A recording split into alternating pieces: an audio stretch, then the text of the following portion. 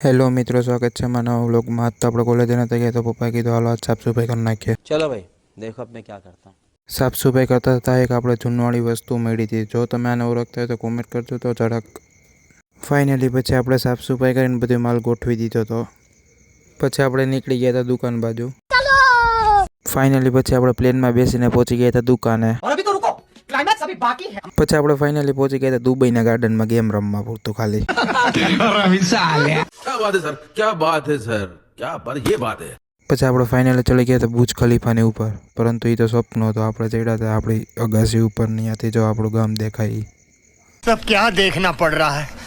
अच्छा है मैं अंधा हूँ। પછી આપણે ફાઇનલી નીકળી ગયા હતા બુલેટ લઈને જીમ માટે।